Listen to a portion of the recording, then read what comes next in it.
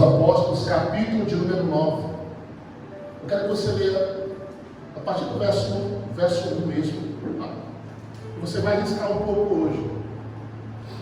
Atos, capítulo de número 9, o verso de número 1. O texto diz assim: Então Saulo, respirando ainda ameaças e mortes contra o discípulo do Senhor, dirigiu-se ao sumo sacerdote e pediu-lhe cartas para Damasco, para as sinagogas, a fim de que, se encontrasse alguns destes no caminho, homens e mulheres, os conduzissem presos a Jerusalém.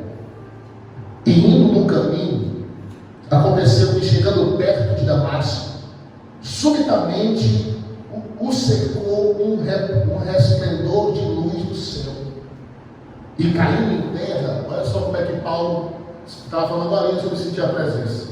A primeira coisa que Paulo fez ao sentir aquela glória, aquele poder, resplendor dos céus, veio o resplendor dos céus, e ele caindo em terra, olha o que causou nele poder, e ouviu uma voz que lhe dizia: Saulo, Saulo, por que me persegues?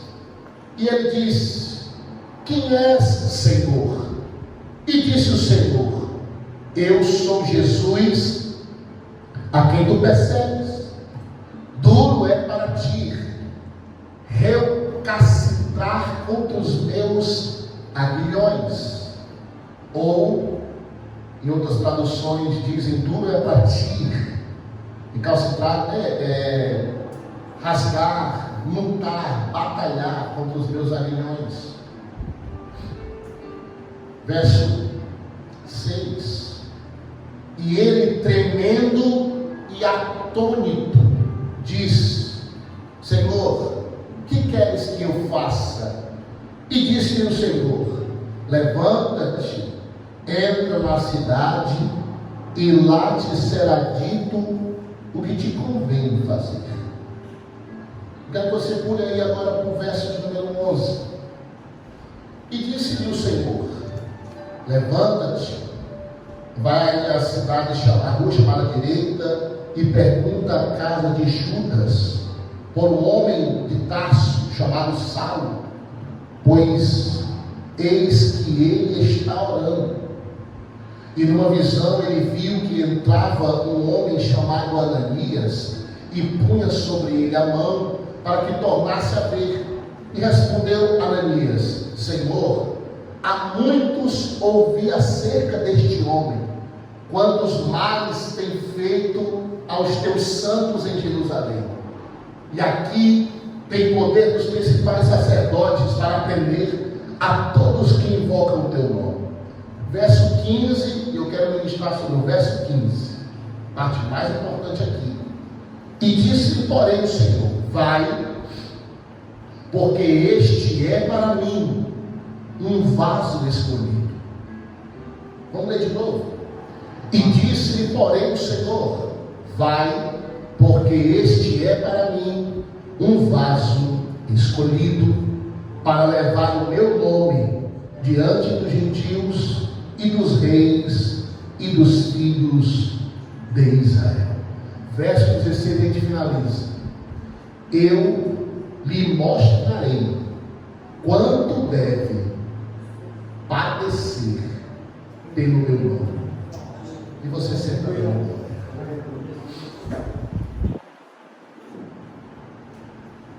Eu estava em casa e o Espírito de Deus começou a ministrar algo no meu coração. Nós estamos no mês de Tammuz. Nós temos aprendido isso no domingo passado, de manhã. Fizemos o estudo, o primeiro dia de Tammuz. Tammuz, a palavra hebraica, vem de luz, vem de visão.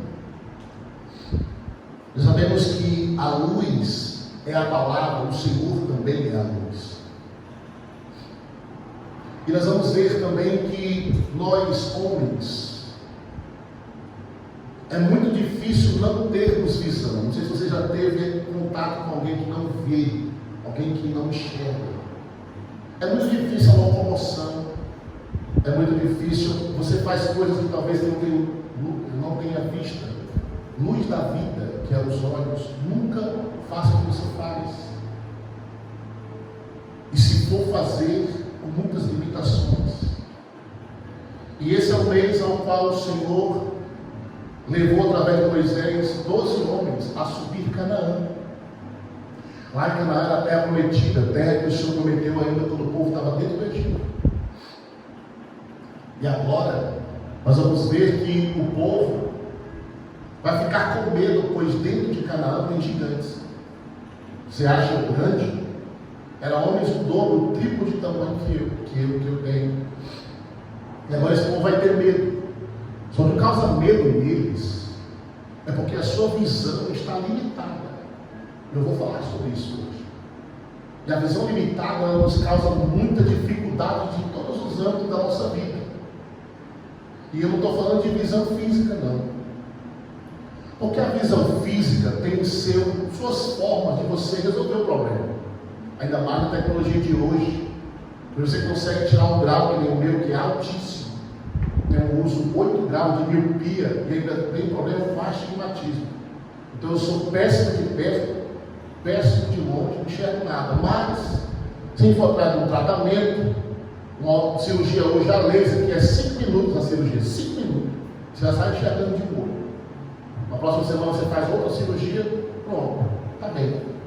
Usa óculos só para descanso. Hoje em dia, tem lentes de contato, tem outras várias formas, mas o problema não é a visão física. Como eu já ouvi o testemunho de um cego que adora a Deus. Um dia, um homem perguntou para ele, disse, ele é músico, ele disse, o senhor não acha ruim não? Toda vez tem que alguém está lhe puxando, alguém está lhe guiando, alguém pega o violão, coloca no seu ombro, para o senhor tocar.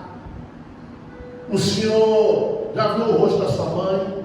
Ele disse, não, eu nasci cego. Você já viu o rosto do seu pai? Não, eu nasci cego. Ele dizia, qual é o sentimento que o senhor tem de servir a Deus e cego?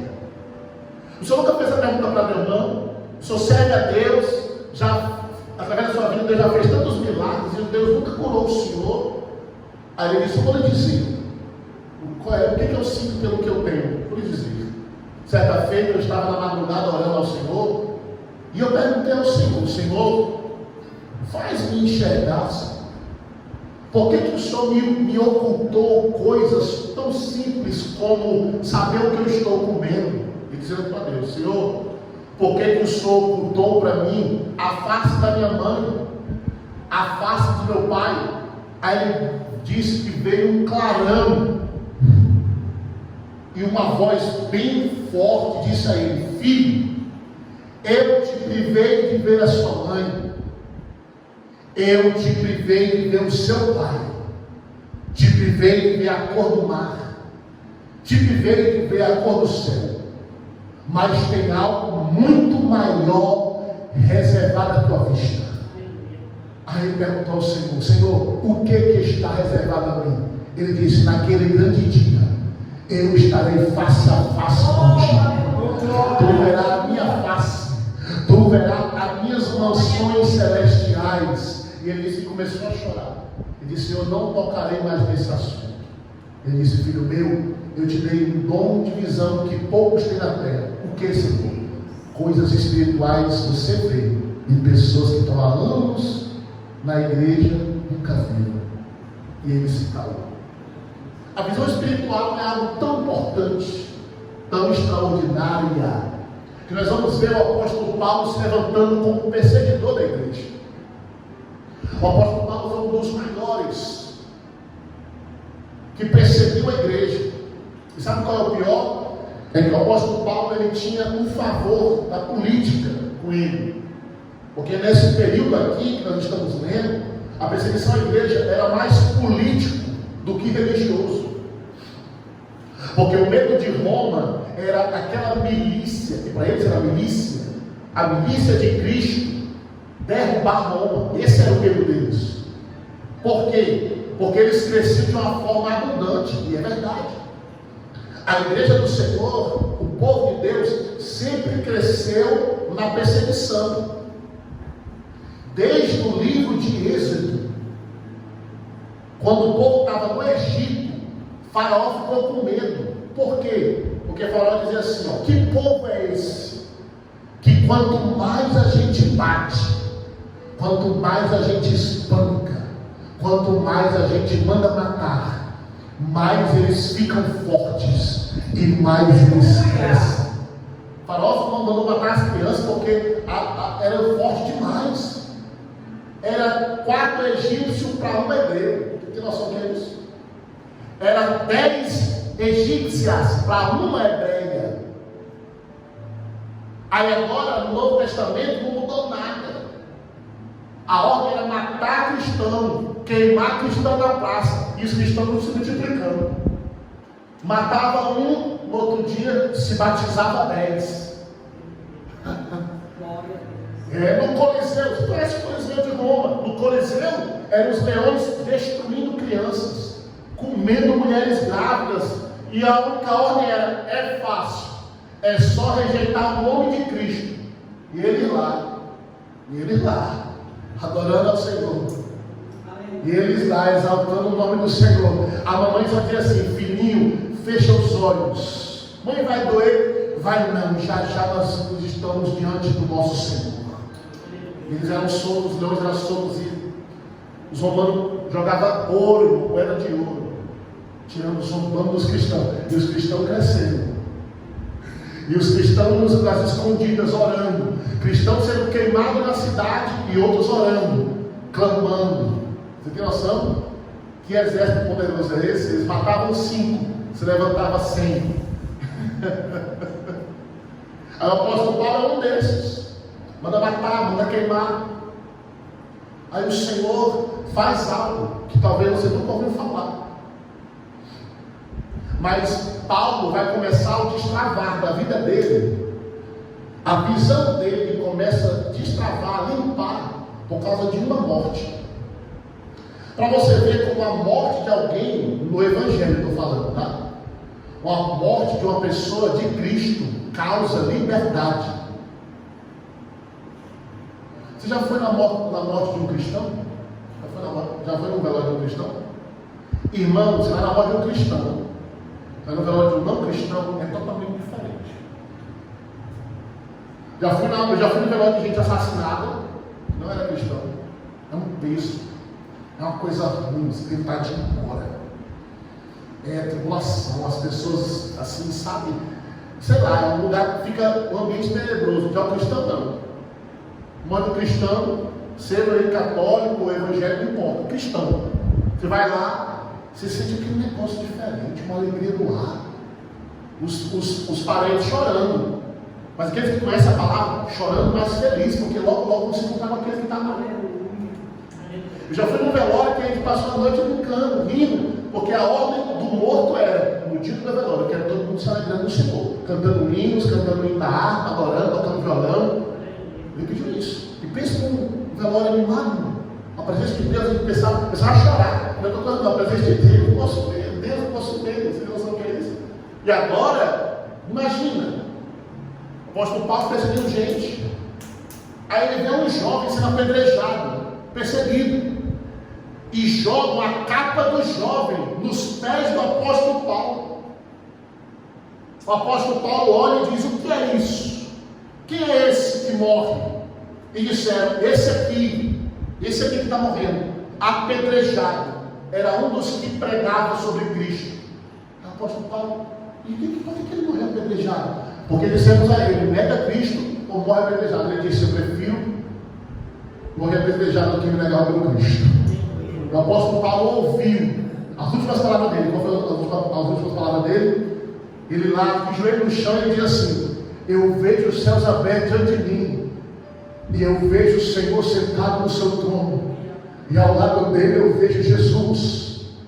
Aí ele vai dizer: mestre, não imputes a ele esses pecados, eles não sabem o que fazem. Sabe quem foi esse? Estevão. Paulo viu tudo. A capa de Estevão foi lançada nos pés de Paulo. Agora imagina a mente de um assassino. Matava porque o cristão era mau, E o cristão não cometia maldade nenhuma. Aí ele vai ver um jovem adolescente sendo apedrejado na sua mocidade porque pregava a verdade. Aqui não vai deixar ele. O que está acontecendo? O que é isso? Como é que alguém morre por alguém que nem aqui no nosso meio está? A pergunta é essa. Como é que alguém não vai negar alguém que nem aqui está mais? Jesus já passou, sumiu. Ninguém mais ouve falar desse Cristo. Ninguém mais viu ele. Ninguém sabe das roupas dele. Só se vê alguém falando o nome dele. Quando fala o nome dele, as pessoas mudam de vida. Sabe o que ele viu? Pessoas que trabalhavam com ele. Pessoas do exército. Pessoas do poder aquisitivo. Tudo largando tudo. Mateus era do grupo dos grandes. Coletor de impostos. Cadê Mateus? Se converteu a Cristo. Como assim, gente? Como assim? Aí ele veio um médico, largou a medicina para conhecer Cristo. Ele disse: esse povo está doido. Aí acontece, ele na última cidade onde ele ia levar algumas pessoas presas, e lá, continuar buscando mais para matar. No meio do caminho, quase na porta da cidade, o Senhor se revela a ele. O Senhor se revela a Paulo. Ele vê o clarão, ele escuta a voz e cai no chão prostrado e pergunta: quem é esse? Senhor, quem é o Senhor? Aí vem um negócio duro aqui. Jesus disse: Paulo, eu sou o Cristo a quem tu persegues. Quando eu leio isso aqui, eu fico embasbacado. Sabe por quê, Deus? Porque Jesus não é contemporâneo de Paulo. Jesus já tinha subido mais ou menos uns 40 anos para frente. Jesus já tinha saído da terra, subiu aos céus. Como é que Jesus está dizendo que ele persegue, Paulo persegue ele, se Jesus nem mais estava no meio de nós? Era Jesus dizendo a ele que se Paulo perseguisse um cristão que fosse, estaria perseguindo o próprio Cristo. Que noção é isso? Ele disse: Paulo, tu está perseguindo a mim, Paulo. Em outras palavras, Paulo, quando tu persegue uma criança, uma grávida, um jovem, um adulto, um idoso, tu está perseguindo a mim, Paulo. Paulo cai prostrado. A glória foi tão grande que na hora veio o arrependimento. Ele disse: o que o Senhor quer que eu faça? Arrependimento. Forte. Aí o Senhor dá uma coisa em Paulo. Ele diz: Paulo, até quando tu vai recalcitrar contra os meus aguilhões? Eu começo a ministrar aqui. O apóstolo Paulo, mesmo fazendo o que era mal, pasmem vocês, mesmo fazendo o que era mal, ele já tinha sido selado e abraçado por Cristo para ser alguém de Cristo. Mas entenda uma coisa, pastor, por que Jesus deixou Paulo fazer o mal aos cristãos? Irmãos, nós temos uma visão muito limitada das coisas. E é por isso que eu estou falando sobre visão. Por quê? Porque nós pensamos assim: fazer o mal a alguém não é de Deus. Só que quando você vai ver aqui, no verso de número 16, o próprio Cristo diz assim para Paulo: porque a esse eu vou fazer padecer por causa da minha palavra. Então, peraí, então não é só o inimigo que faz as pessoas padecerem? Jesus está dizendo: eu vou fazer ele sofrer pela minha palavra. Jesus está dizendo para Ananias que Paulo ia conhecer o Evangelho e ia sofrer pelo Evangelho. A nossa visão é tão limitada que a gente não consegue ver no mal o bem. Só que deixa eu dizer uma coisa para você. Talvez se não fosse uma traição na sua vida, seja qual fosse o ramo, seja uma traição financeira, seja uma traição não familiar, seja uma traição de relacionamento, talvez você não tinha ficado a pessoa mais madura. Você percebe que coisas más nos amadurecem mais do que coisas boas. Eu vou aqui abrir um parênteses para você entender o que eu estou querendo dizer. Tem mães que privam os filhos de passar por coisas más. Desde pequenininho. Aquela criança cresce achando que a vida é só facilidade. Eu vi um vídeo tão engraçado do menino vindo correndo. A mãe disse assim para a outra, estava gravando: presta atenção, vai cair, vai se esborrachar no chão. A mulher disse: e tu não vai fazer nada. Não, é bom que ele caia, para ele aprender que a velocidade tem um preço. Só vai calar a boca, olha aí.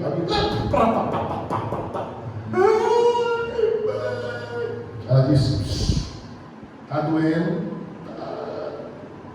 Hoje você aprendeu na dor que correr muito pode te levar ao fracasso.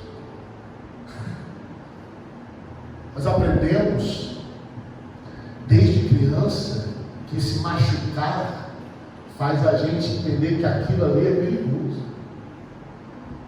É Cristo nos ensinando que as coisas más que a gente vive, que a gente passa, nos traz conhecimento, nos traz benevolência. O nosso problema é que a gente só quer aprender o que é bom. Mas Jesus deixou o apóstolo Paulo perseguir os cristãos porque só tinha um objetivo: quanto mais ele perseguia os cristãos, mais o nome de Cristo propagava. Você tem noção? O tamanho do marketing que Paulo fez? Porque Paulo manipulava todo o exército para ir matar quem? Cristão, que não casava mais ninguém. Imagina a polêmica que estava na cidade. Aí imagina a polêmica de gente dizendo: por que estão queimando ele e eles não negam Cristo? Tem alguma coisa aqui. As pessoas iam procurar saber: por que vocês não negam Cristo? Aí eles iam pregar. Não, Cristo morreu na cruz por mim. Ele é o nosso Salvador. Ele disse que vai nos preparar um lugar. Ei, o império dele não é aqui não.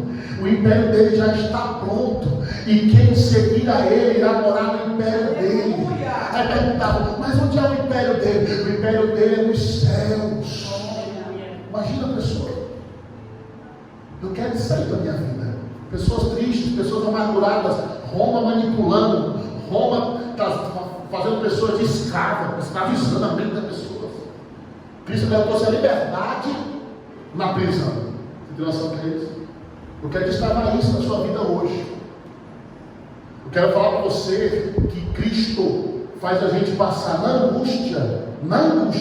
Cristo faz a gente evoluir na angústia. Cristo faz a gente se tornar mais forte na dor. Cristo faz. Cristo que nos faz, aleluia, forte nas batalhas. Porque é impossível, minha irmã, você se tornar um bom soldado sem uma guerra. Como é que você vai saber que o que você foi treinado, aquilo que você foi capacitado é bom, se você não for jogado no campo? Sabe quando é que Israel bateu o maior recorde hoje de defesa no mundo, no planeta? A maior defesa do mundo em um dia. Nenhum país do mundo houve tantos rebotes, destruição de foguetes, de bombas. Nenhum país do mundo em um dia fez o que Israel fez uma noite, uma madrugada. Agora, por que Israel foi para o ranking dos top 1 de defesa mundial? Porque atacaram. Não tem como ser provado uma coisa daquele que você não é testado. Jesus disse: eu quero ver se esse povo é fiel a mim. Manda perseguidor. Na perseguição eles vão mostrar que eles são fiel. Não tem como você saber se você é fiel à sua esposa ou a seu esposo se não vier alguém tentar testar a sua fidelidade. E não é Antônio Kleber não. Não é Antônio Kleber que tinha programa? Tom Kleber, sangue de Jesus. Não. A vida nos testa todo dia. Quantos aqui nunca passaram por dificuldade e tiveram vontade de largar tudo? Quantos aqui disseram: eu não preciso disso não. Para que isso? Às vezes até a gente fala com Deus: Senhor, para que essa para mim são tão difícil? Então dizendo: filho, que se tu passar pela dificuldade, vai ter coisa maior para você, vai ter coisa melhor para você. Você é testado aqui, e se você for aprovado aqui, aí você vai para lá. A vida com Deus é assim. Nós somos testados toda hora, somos aprovados toda hora, e na aprovação a gente descobre uma coisa. E é isso que eu estou comigo hoje à tarde. Na aprovação a gente descobre uma coisa. O que? Na aprovação nós descobrimos que nós somos escolhidos. O escolhido. Escolhido é uma coisa que muitas pessoas são, mas poucas pessoas reconhecem. Hoje eu quero destravar essa segunda chave em você. A primeira chave: o que é mal os torna mais forte. Ponto. A primeira chave. A segunda chave que eu quero destravar hoje na sua visão é que o Senhor te escolheu. E você vai sair daqui hoje sabendo para que Jesus te escolheu. Diga glória a Deus por isso. Todos nós temos um chamado de Deus. Só que cabe a nós tentar ter fome para descobrir que chamado é esse. Eu já tentei ser empresário. Já tentei. Tudo que você imaginar na vida, eu já tentei fazer. E isso é recalcitrar contra os aguilhões. É você tentar fazer aquilo que você não nasceu para fazer. Não vou falar que é uma coisa errada, mas muitos pais, eu também sou pai, tem um negócio de ficar com raiva do filho, porque o filho está querendo ir para uma direção que ele não quer que ele vá. Por exemplo, o que a gente cobra de um jovem que o pai é médico? Que ele seja o quê? Pelo menos na minha cidade é assim. Existe um nome a ser zelado. Médico, doutor tal. Aqui tu é filho de quem? Do médico fulano de tal. Não é assim que funciona? O menino não precisa nem abrir clínica, irmão. O nome do pai já dá peso. Já está as portas abertas. Os outros que não têm família no meio disso, tem que ralar para conquistar espaço no mercado de trabalho. É assim que funciona, não. Só que entenda uma coisa: a pior coisa que tem é a pessoa estar num ramo onde ela está porque alguém quis que ela estivesse, mas ela não se sente em casa. A nossa visão tem que ser aberta para isso. Aquilo que você está fazendo é aquilo que você nasceu para fazer. Porque o apóstolo Paulo começou como perseguidor, mas ele não nasceu para isso. O apóstolo Paulo nasceu perseguindo. Ele cresceu alguém forte, tinha autoridade, tinha soldados que ele liderava. Aí ele percebe numa aparição, numa luz, que ele nunca foi autoridade nenhuma, porque apareceu uma autoridade maior que ele. A autoridade maior que ele fez ele se dobrar, sendo que Paulo passava, as pessoas se dobravam. E agora essa autoridade não toca, não bate. Ele olhou, Jesus disse: até quando tu vai recalcitrar contra os meus aguilhões? Eu fico imaginando o apóstolo Paulo olhando com as mãos. Que aguilhões? Eu conheço o que é aguilhão. Eu coloco na mão do monte de gente aguilhão. Eu coloco no tornozelo de muito cristão aguilhão. Jesus dizendo, em outras palavras: tu está vendo como tu enxerga? Não vê, Paulo. Eu que te conduzi até aqui. Olha o poder do nosso Deus. Eu te conduzi até aqui. Eu te autorizei, percebi os meus até aqui. Mas acabou. Acabou. A partir daqui tu vai ser o que eu quero. Aleluia. Eu quero que você se pergunte aí dentro de você: eu nasci para quê? O que eu sou? Você é psicóloga, né? Será? Você é professor, né? Será? A Dorinha já se aposentou, né? Passou. O senhor trabalha com o quê? Será? Vocês dois são empresários. Será? Será que não é só uma ponte? Quero falar sobre isso. Será que seus olhos conseguiram enxergar o que você é? O que você tem que fazer? Porque fazer o que a gente quer é uma coisa, fazer o que a gente nasceu para fazer é outra totalmente diferente. Por quê? Porque eu sempre quis ser empresário, sempre mexi com o computador, com a internet, eu sou muito bom disso, mas eu não nasci para isso. E eu batalhei contra os aguilhões de Cristo muitos anos para me conseguir entender. Quando ele disse que não tinha mais jeito, uma baiana, uma missionária baiana, numa vigília lotada de umas 1000 pessoas, Eu ia passando na frente da igreja. Eu ia para um monte orar. Eu ia passando na frente da igreja. E aqui meu coração queimou. Para aqui. Aí eu engatei a ré do carro. Sozinho, eu estava sozinho no carro. Desci, eu passei na porta, 1000 pessoas. Eu passei na porta da igreja, ela fez assim, ó. O senhor aí que acabou de entrar, vem cá, tinha acabado de entrar. Ela disse: até quando tu vai fugir daquilo que Deus te chamou? Eu falei: oxe, eu sou crente. Prego, já estou pregando. Ela disse: o Senhor quer te calçar, o Senhor quer te vestir.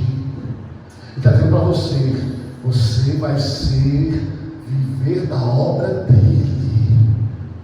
Deus não te quer trabalhando no secular. Aí eu chorei. Porque eu estava orando para Deus para ele dar uma resposta. Eu estava trabalhando numa loja lá no centro da minha cidade. E agora Jesus me diz: não, eu te chamei para você trabalhar para mim. Larga tudo isso aí. E ai de ti se tu largar. Recalcitrar com teus amigos. Tu tem um chamado. Hoje tu não está executando esse chamado. Mas Deus é tão bom que Ele consegue fazer a gente executar o que a gente nasceu para executar dentro daquilo que a gente faz. Paulo entra perseguidor. E sai alguém especialista em perseguição. Quem é o homem mais perseguido da Bíblia? É ele mesmo. Nós percebemos que Deus, Ele quer fazer a gente entender. Nossos olhos têm que dar uma virada de chave. Nossos olhos têm que se abrir para entender por que nós somos chamados. Esses dias, a Lorena e o Kevin passaram por uma reviravolta de Deus. Deus olhou e fez assim: tá bom aqui. Ele soltou, jogou ele lá para Intermares. Em questão de 1h30, 2 horas, Jesus fez assim, ó, na vida deles. Tirou a saída aqui e jogou lá para o outro lado. Aí eu fiz uma pergunta-chave para eles. Eu fiz uma pergunta-chave para saber se realmente as escamas tinham caído os olhos dele. Eu falei: vocês vieram para cá meio porque ela disse: ah, pastor, a obra é aqui. O açaí é só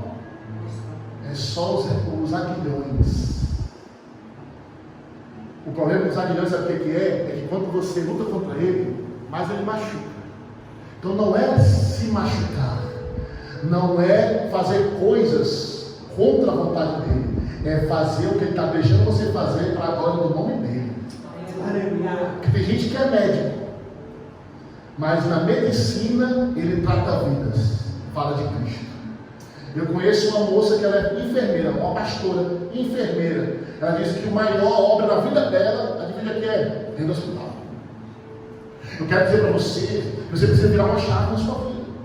Você tem um chamado de Deus, que essa noite vai latejar dentro de você. Jesus não vai fazer você sair daqui com o coração do mesmo jeito. Você vai sair daqui com o coração palpitando para querer descobrir quem você é no reino de Deus. Aleluia. Nem que Ele mesmo se revele. Nem que Ele mesmo se revele. Como Ele se revelou para mim. Entrando dentro do meu quarto e me empurrando para debaixo da cama e jogando um pergaminho na minha cabeça e dizendo: tu serás o pregador da minha palavra. Recebe a minha palavra aí.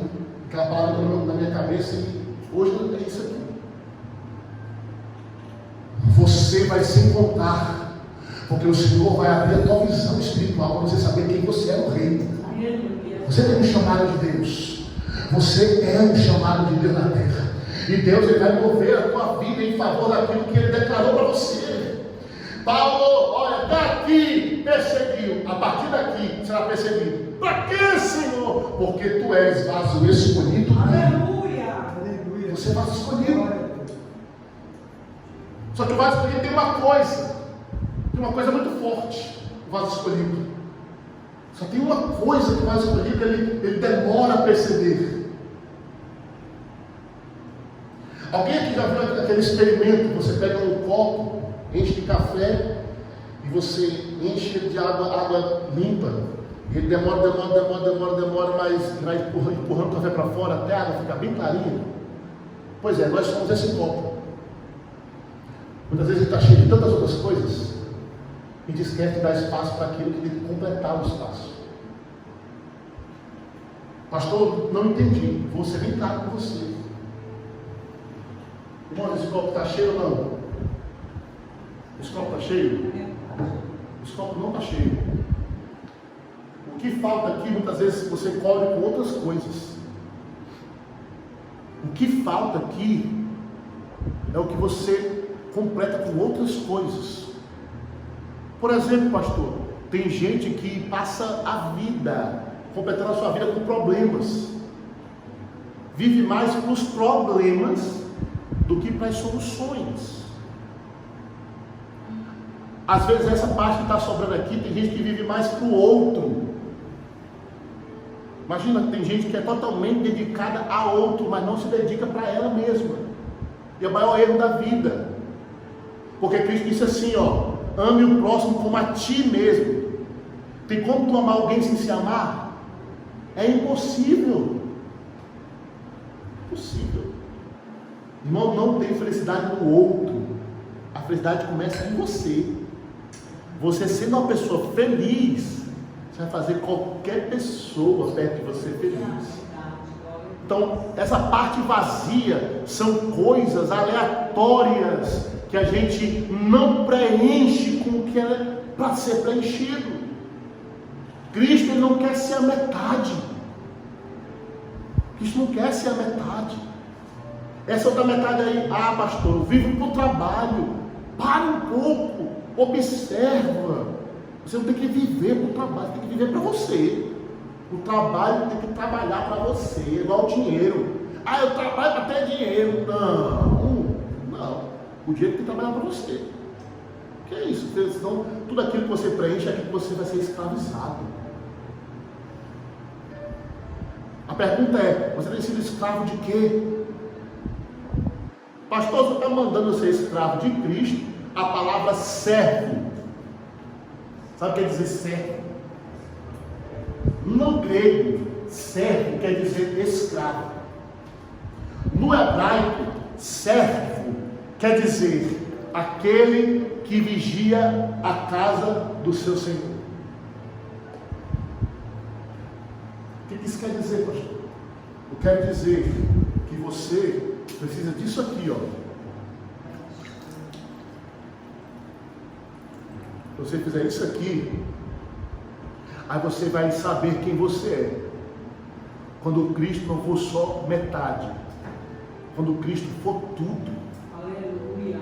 Aí você vai descobrir quem você é. Eu só descobri quem eu sou depois que eu completei minha vida toda com Ele.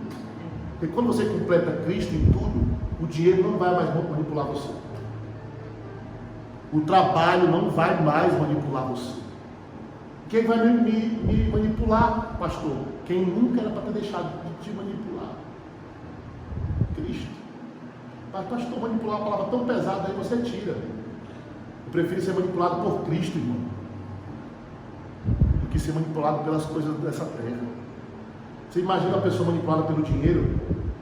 Você quer amar a pessoa, mas se você bater o carro dela, ela te odeia. Entende assim? Entende que tudo que ela ama na vida é as coisas. Aí se você vai lá, quebra um vaso da pessoa, a pessoa fica com ódio de você. Você quer ser isso? O Senhor disse, Paulo, até quanto vai recalcitrar contra os meus aguilhões? Paulo, eu te domino. Mas até aqui, Paulo, tu tem se machucado porque tu não tem deixado eu te dominar. Paulo, deixa eu tomar de conta de tudo, Paulo. Irmãos, Paulo, quando sai da cegueira, ele fica cego depois disso aqui. Quando ele se levanta enxergando, a vida de Paulo nunca mais é a mesma. A partir daquele dia, ele larga tudo. Ele larga a aliança governamental. Ele larga a aliança dos exércitos. Ele larga a sua farda de líder do exército. E vai ser um missionário de Cristo. Abra aí rapidinho. Quem está com o celular, quem está com a Bíblia. Abra aí. Nossa, ainda é essa hora. Abra aí. Filipenses 4. Alguém lê o verso 10 para mim? Quem abriu primeiro? Acho que ele vai abrir primeiro, porque está no celular. Abre aí, meu filho, lê para nós. Filipenses 4, 10. Tu vai ler o 10, 11 e 12. Ora, onde me regozijei no Senhor, por finalmente reviver a vossa lembrança de mim. Pois já vos tinhais lembrado que não tinhais tido oportunidade. Não digo isto como por necessidade, porque já aprendi a contentar-me com o que tenho. Opa, lê de novo isso aí. Não digo isso como por necessidade, porque já aprendi a contentar-me com o que tenho. Nossa. Sei estar abatido e sei também ser abundância.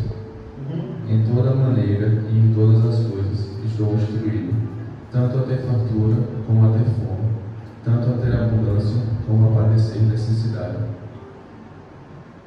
Posso todas as coisas naquele que me fortalece. Paulo é esse copo cheio.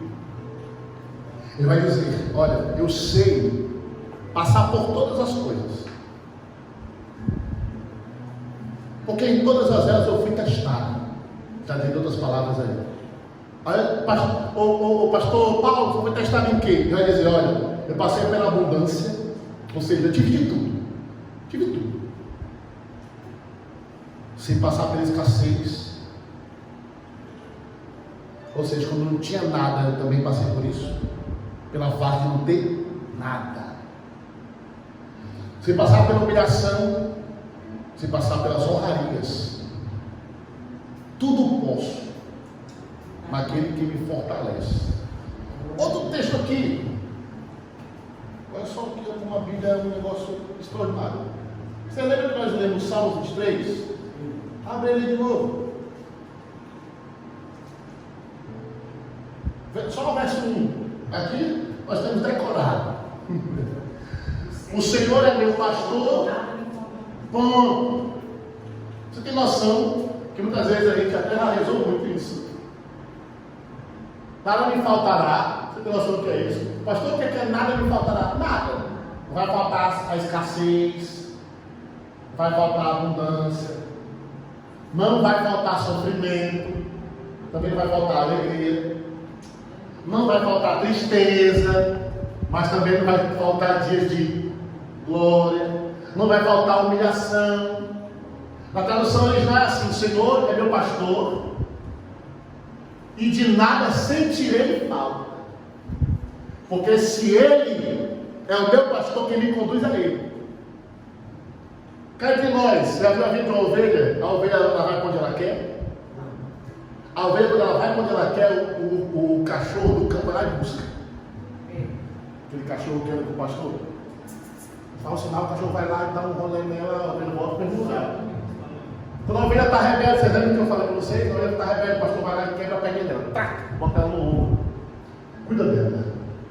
A ovelha, a pobre coitada, a única forma que ela tem de escapar das vespas e das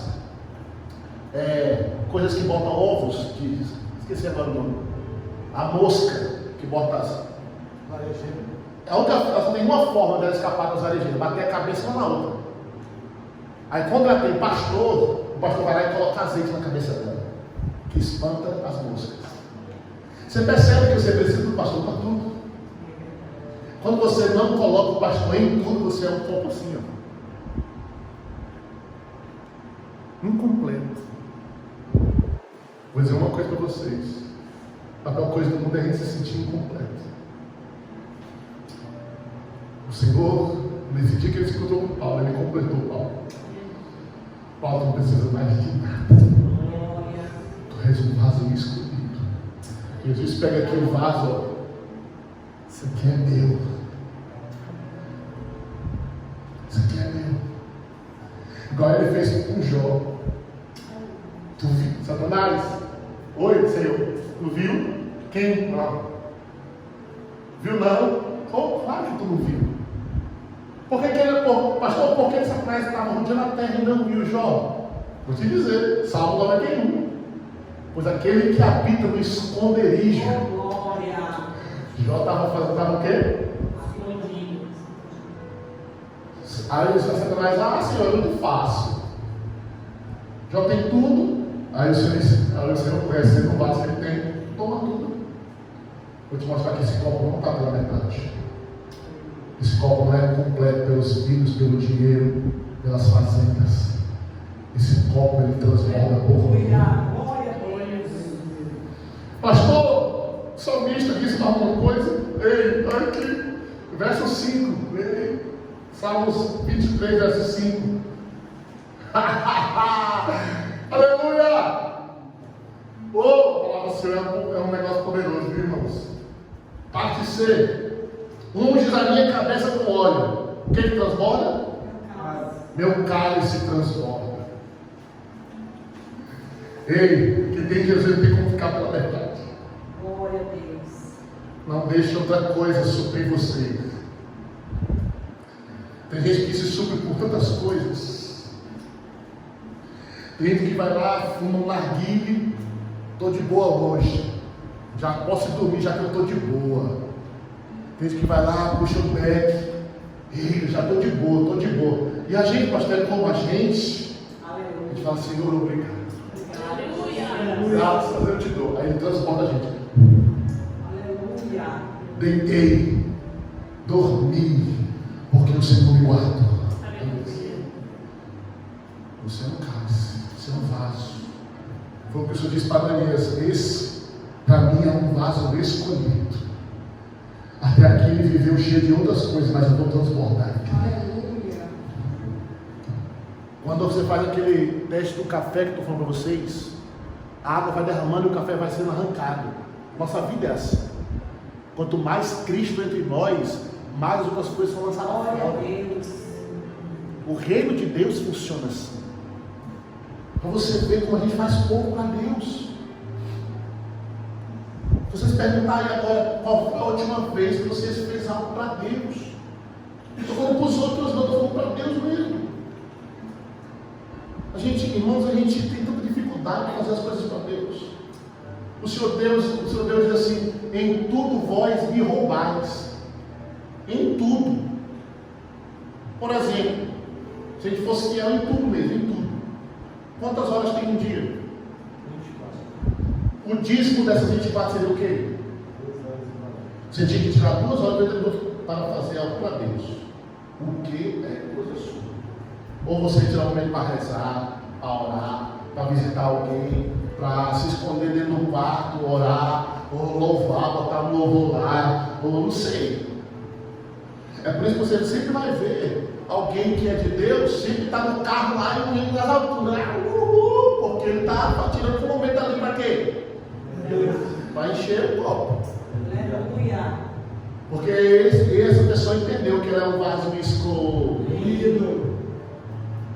Agora o apóstolo Paulo vai nos ensinar uma coisa, eu vou falar isso aqui.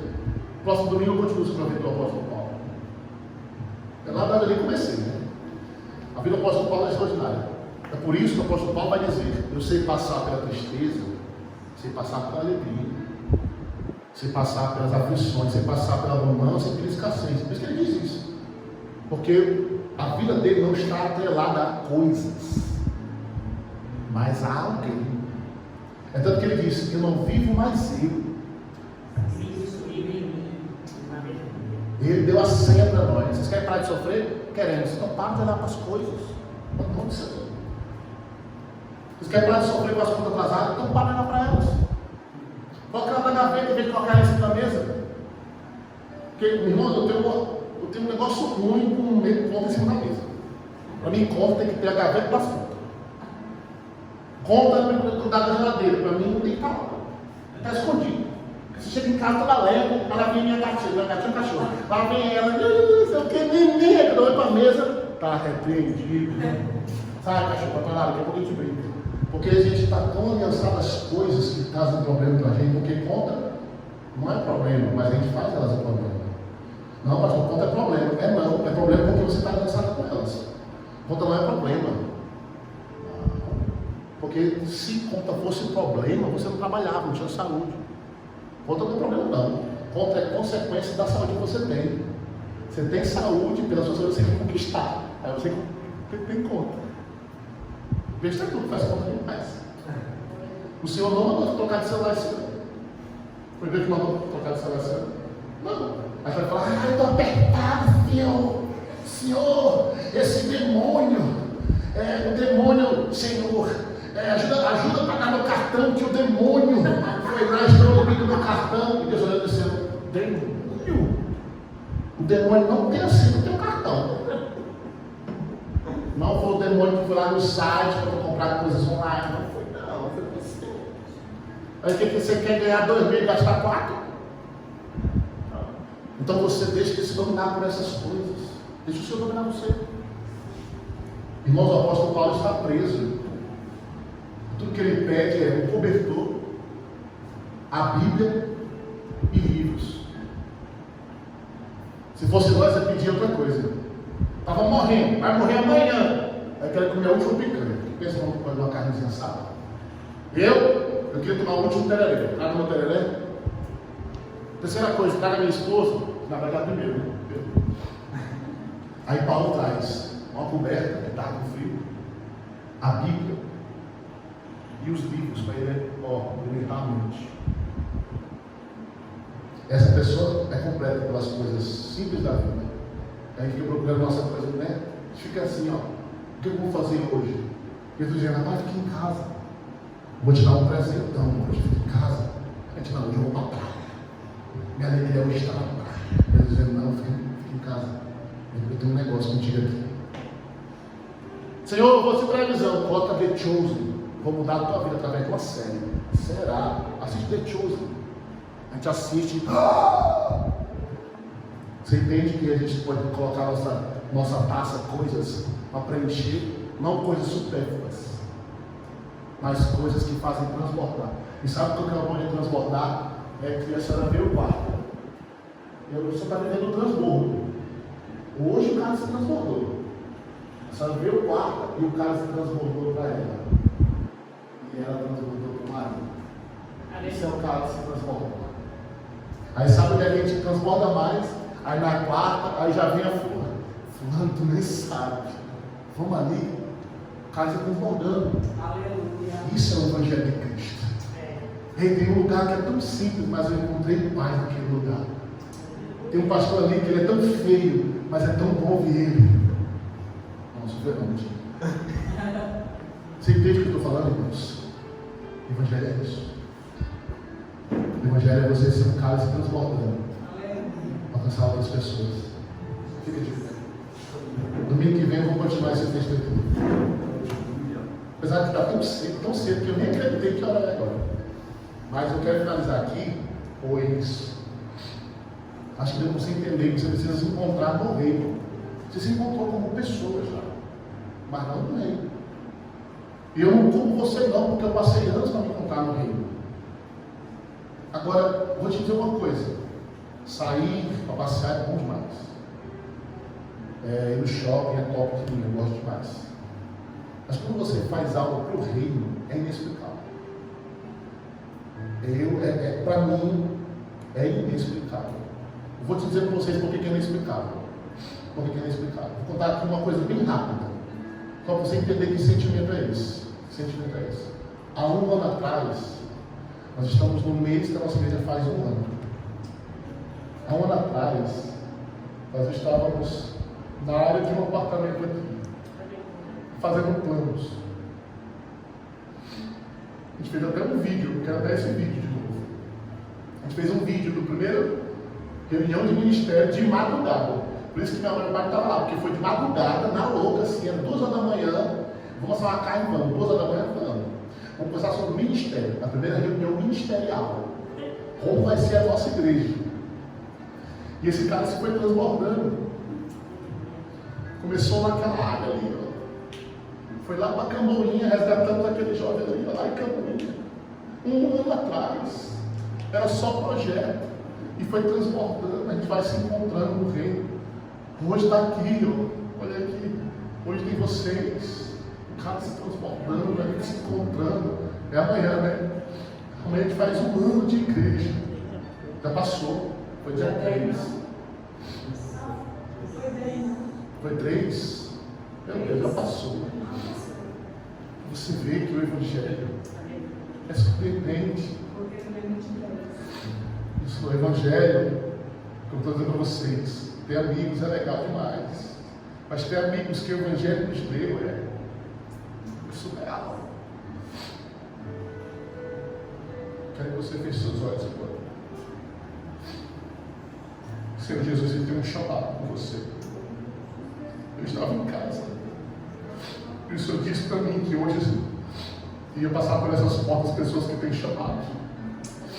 E Ele vai fazer você entender o seu chamado. Você tem um chamado no céu da sua vida. Esse chamado, ele vai bater já dentro do seu coração. Ele vai mexer com você. Esse chamado, ele vai te chamar todo dia, toda hora. Vai ser 24 horas por dia. Onde você passar, você não vai conseguir não falar dele, não vai conseguir falar do amor dele. Que o Senhor Jesus, ele dá a sua visão espiritual. Que o Senhor Jesus, ele faça você enxergar a partir de hoje